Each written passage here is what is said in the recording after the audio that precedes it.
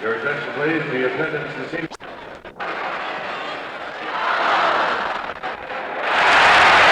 By Happy Harrison.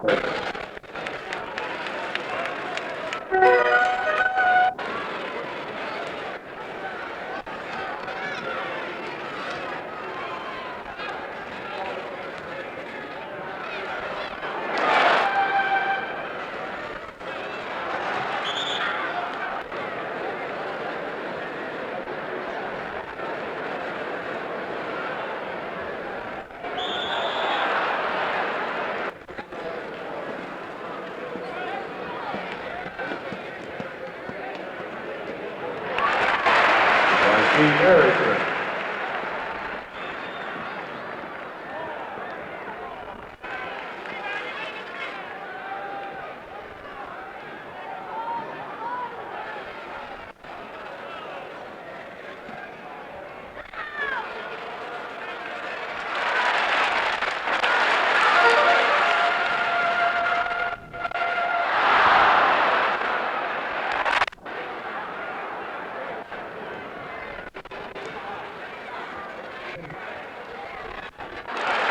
By Gil Hitters.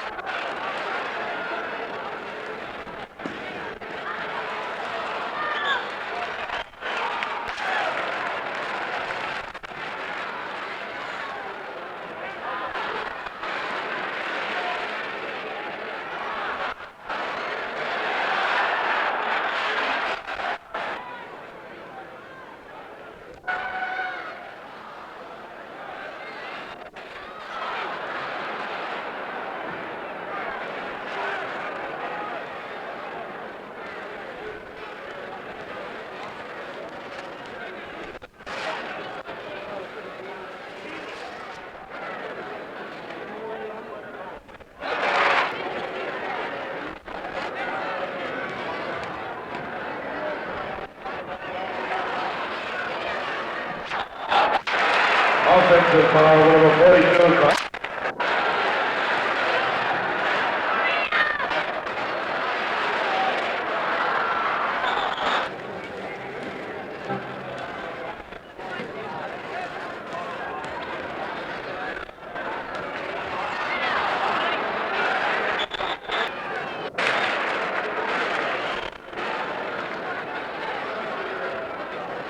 Two minutes.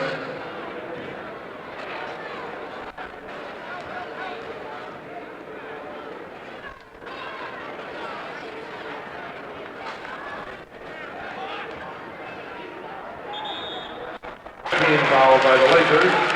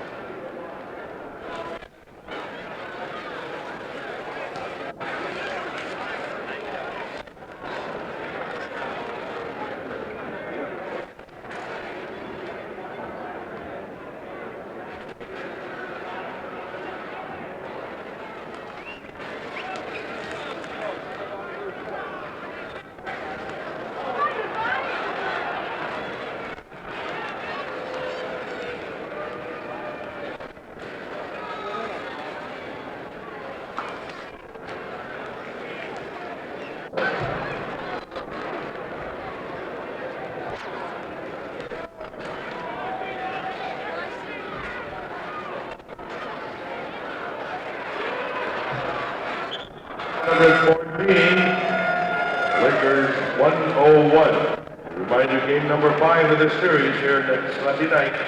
Game time will be 7 o'clock. Okay. Lucius Allen, former UCLA great, and just finished your rookie season with the Seattle Supersonics. How do you find professional basketball? Wooden of UCLA. What is it about this man that brings out the best in his players? Well, you know, Coach Wooden is probably about the best coach in the nation simply because he teaches fundamentals so well. You know, like he drills you, and pretty soon those fundamentals start turning into moves. I remember there were certain drills that we would run in school, whereas just it seemed the dumbest thing in the world, you know, his little half stutter step type thing. And I found myself that's the basic move that a guard has to make, you know, when handling the ball and trying to move laterally. So, like, I think it's his great knowledge of the game of fundamentals and great knowledge of the game as it's progressing. You know, like he doesn't get out there and act like a spectator. He really is thinking about the game and thinking about what he has to do to win, to get the momentum going his way. He also seems to operate with the basic dignity of every man, and I don't care who you are if you're doing the job you're playing on this team. That is true.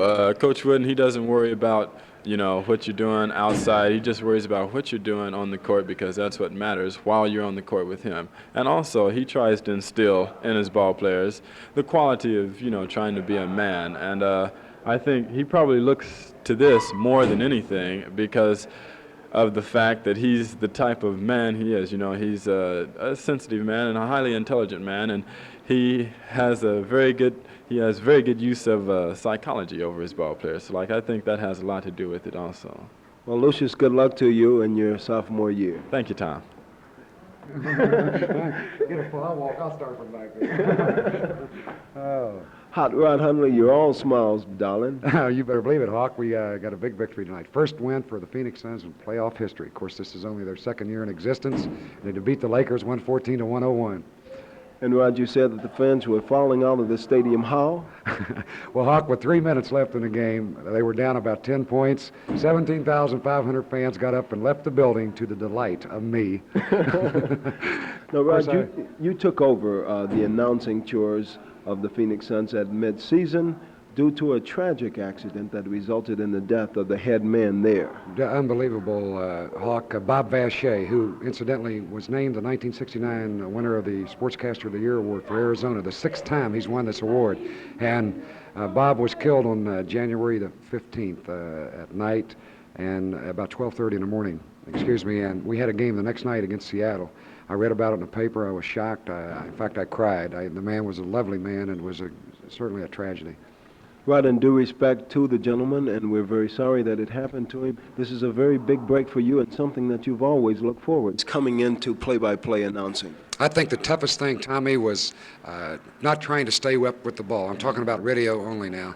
When you're doing radio, a lot of times, especially for a guy that's never done it like myself, the first time, the biggest tip I got was to not try and stay with every pass. Let the ball catch up with the ball. But if you try to backtrack and pick up names of people that handle the ball, by the time that shot is taken, you're going to lose momentum of the game and you'll be out of it. So I thought this was the toughest thing for me to learn to do, and the first move I had to make as far as correction, as far as doing the games.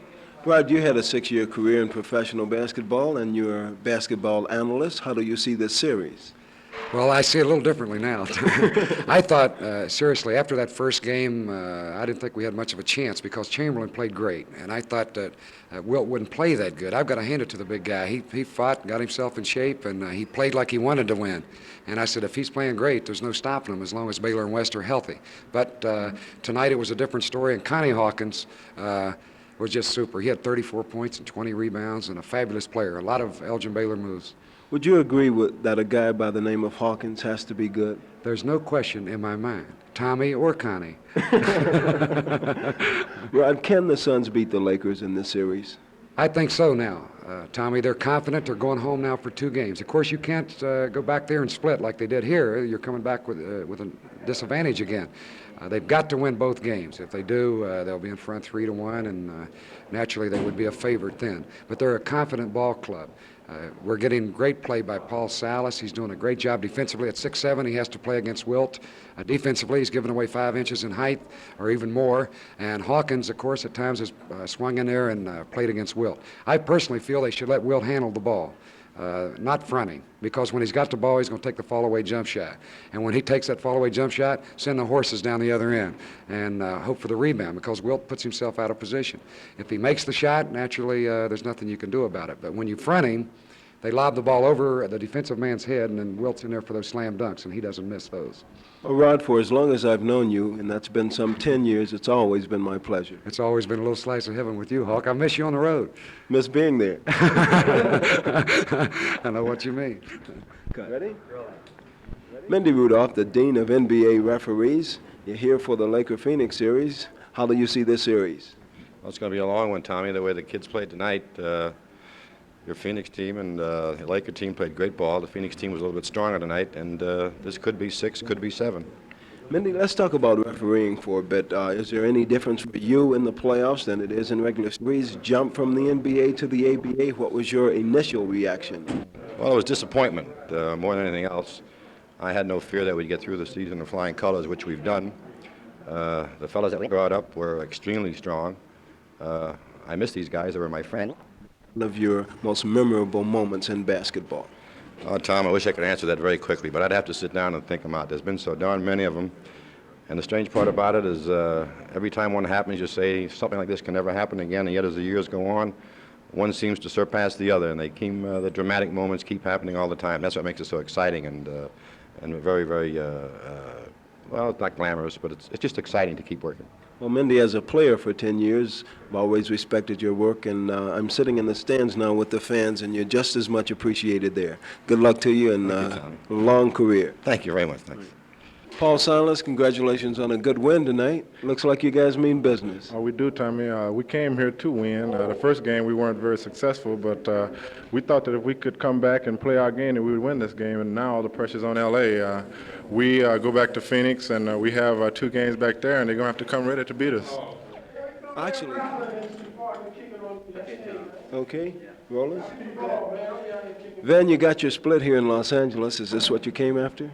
Well, Tom, we were hoping for 2 here, but we're very happy that we got the split. I think with L.A. having the 4-game to 3 edge, we definitely had to win one here if we're going to take the series.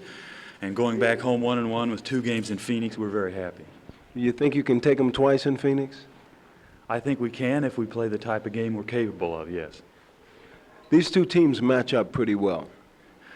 Yeah, well, of course, it's what we try to do is get the ball into the Hawk as much as possible, and with Chamberlain guarding Silas, he's been very effective for us underneath.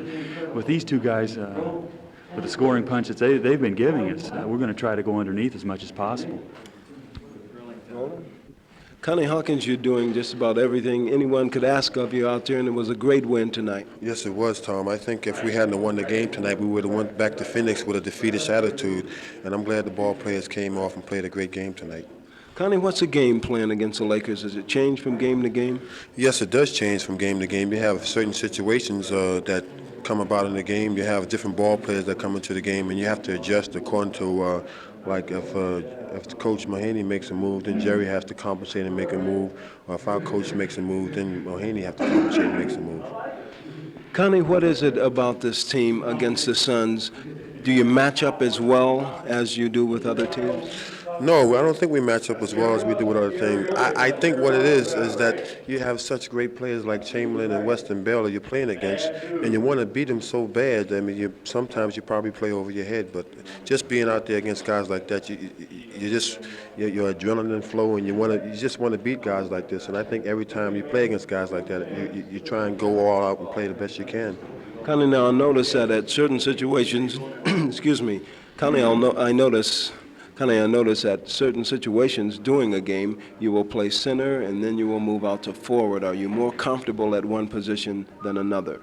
Well, I'm more comfortable at forward, but I think playing against the Lakers, I don't want to be down in center with Chamberlain guarding me, so I'd much rather play forward. Former Laker Jerry Chambers playing against his former Laker teammates and had a great night for the Suns this evening. How do you feel? Feels great, Tom. I think it's one of my better games of the year. I've scored more points in other games, but playing the entire game, going to the boards, and this was my this is my best game of the year. I'll take this one as my best one since we beat the Lakers. Chambers, what do you feel that the Suns have to do to beat the Lakers? Well, like tonight, we beat them on the boards. I feel this is the key to the whole thing. If we can keep Wilt off the boards, box him out, and play, and just cut Elgin and Happy's rebounding out altogether, we can beat them, and we did that tonight. And this is the key. I think this is the key to most of the games in the playoff. If we beat the boards, nobody's going to beat us because we run. Well, Joe, you're going back to Phoenix. What's your game plans there? Well, it changed from game to game. I don't know what our game plan will be for the next 2 games in Phoenix, but I do know that we'll be working on our defense and just concentrating on the boards because we got the shooters like Connor is fantastic and Paul are beating the boards, and we just have to work on our defense and keep going. So you do feel that you have the strength to beat the Laker team? Oh, no doubt about it in my mind. I know we can beat them.